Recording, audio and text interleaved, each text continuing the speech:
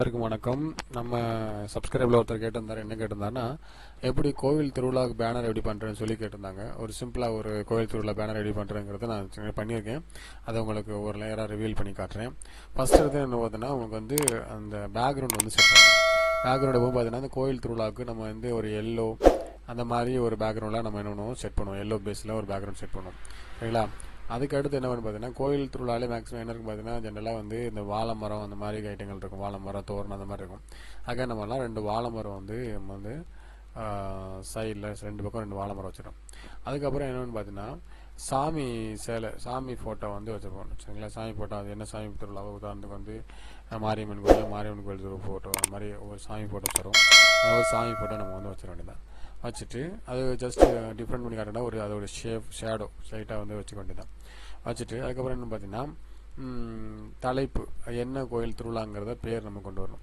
இப்போ பேர் கொண்டு வரக்கும் எல்லாம் தெரியும். தமிழில் என்ன டைப் பண்ணணும், எல்லாமே டைப் பண்ணணும். ஜோதி மாரியம்மன். அதுக்கு முன்னாடி வந்து என்னென்ன காரியங்களுக்கு அது வரும். இப்போ அனைவரும் வருக என்ன வரவேற்கிறோம் எழுதுகிறோம். அதே மாதிரி என்ன டைலாக் சொன்னால் பக்தியோட பாசத்தோடு வரவேற்கிறோம். அதெல்லாம் இங்கே அருள்மிகு ஜோதி மாரியம்மன் கோயில் திருவிழா நிலையம். அதுக்காக பார்த்தீங்கன்னா திருவிழாவுக்கு ஒரு மாதிரி டிஃப்ரெண்ட் ஸ்டைல்ஸ் யூஸ் பண்ணுறோம். ஸோ பேக்ரவுண்டில் இந்த மாதிரி ஒரு லெட்டர் வச்சுருவோம். அது வச்சும்போது கொஞ்சம் நல்லாயிருக்கும்.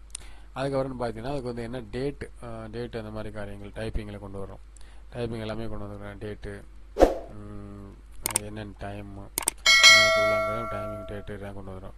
கொண்டு வந்ததுக்கப்புறம் இந்த கீழே ஏதாவது கீழே எம்டி இருக்கிறனால யார் ஸ்பான்சர்ஸ் யார் வரவேற்கிறா, யார் ஸ்பான்சர் பண்ணுறாங்கிறது அவங்களுக்கு வரவேற்கிறது இந்த மாதிரி ஒரு ஆர்ச் மாதிரி கூட கொண்டு பண்ணிக்கலாம். அதில் வந்து ஒவ்வொரு கலர்ஸ் அந்த லேயர்ஸ் வரக்காக ஒவ்வொரு டிஃப்ரெண்ட் பார்ட் கொடுக்கும். இப்போ பார்த்தீங்கன்னா ஒரு இருக்கும். அதுக்கப்புறம் யார் இந்த ஸ்பான்சர் பண்ணுறாங்களோ அவங்களுடைய பேர். அதுக்கப்புறம் அந்த ஃபோட்டோஸ் வேணுன்னா அந்த ஃபோட்டோஸ் நம்ம ஏதாவது ஆட் பண்ணிக்கலாம். அதில் வந்து பார்த்திங்கன்னா அந்த மாதிரி ஃபோட்டோஸ் நம்ம ஏதாவது ஆட் பண்ணிக்கலாம். இந்த மாதிரி தான் அந்த ஒரு வெட்டிங் திருவிழாவுக்கு என்னன்னா இது பண்ணணும்.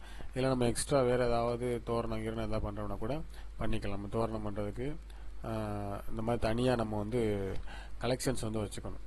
கலெக்ஷன்ஸ் வச்சுக்கும் போது நமக்கு வந்து ஆட்டோமேட்டிக்காக நமக்கு வந்து தோரணங்கள் எல்லாமே நமக்கு இது ஒரு தோரணம் போகுது. இப்போ இந்த மாதிரி தலைப்புகள் கலெக்ஷன்ஸ் நிறையா இருக்குது. இது எல்லாத்தையும் நான் வந்து நம்முடைய satyamgraphics.blogspot.com அப்படிங்கிற அந்த வெப்சைட்டில் நான் உங்களுக்கு கொடுக்குறேன்.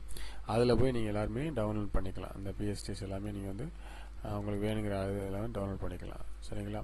இந்த மாதிரி காட்ஸ் உடைய இதெல்லாம் வந்து தனியாக கட் பண்ணி வச்சுக்கணும். இது வந்து ஒவ்வொன்றா வச்சுக்கிட்டிங்கன்னா உங்களுக்கு வந்து அது ஈஸியாக இருக்கும். எடுத்து வைக்கிறதுக்கு வந்து ஈஸியாக. இப்போ வந்து இந்த மாரியம்மனில் வேறு மாரியம்மன் கொண்டு வரணும் கூட நீங்கள் என்ன பண்ணிக்கலாம், ஜஸ்ட்டு நீங்கள் வந்து இதிலேருந்து ஒரு இமேஜ் செலக்ட் பண்ணி அதை வச்சுக்கலாம். இப்போ சைஸ் பெருசு பண்ணுறதுக்கும் தெரியும். Ctrl T ப்ரெஸ் பண்ணி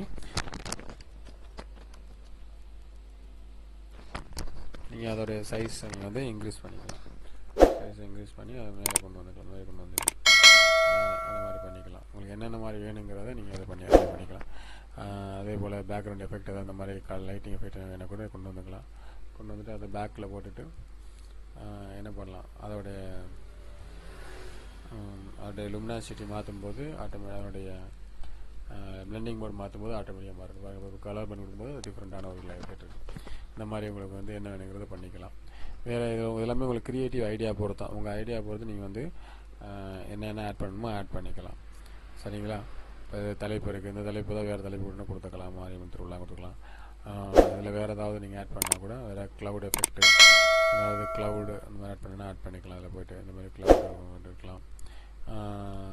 இல்லை இந்த மாதிரி பூவோட எஃபெக்ட்டு, இந்த பூ எஃபெக்ட் பண்ணாலும் அதை பண்ணிக்கலாம். உங்களுக்கு பேக்ரவுண்டில் என்னென்ன பண்ண நீங்கள் விரும்புகிறீங்களோ அது எல்லாமே உங்களுடைய விருப்பம் தான். பேக்கில் கொண்டு வந்துக்கலாம். பேக்கில் கொண்டு வந்துட்டு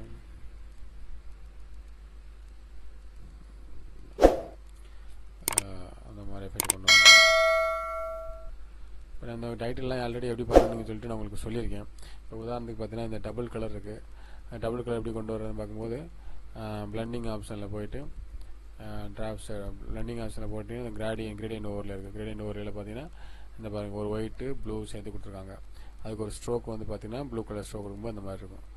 டபுள் கலர்ஸ் கொண்டு வரலாம். இதே தான் எல்லாமே இந்த மாதிரி. இப்போ இந்த பக்தியோடும் பாசத்தோடும் அப்படின்றதுக்கு அதுக்கும் கூட இதே மாதிரி தான் உங்களுக்கு கிரேடியன்ட் எஃபெக்ட் பார்த்தீங்கன்னா உங்களுக்கு வந்து இது மாதிரி கொண்டு வரலாம். இந்த மாதிரி உங்களுக்கு திருவிழா பேனர் வந்து ஈஸியாக பண்ணிக்கலாம். சரிங்களா? இது வேற ஒரு வீடியோவில் வேற ஒரு இதில் பார்ப்போம்.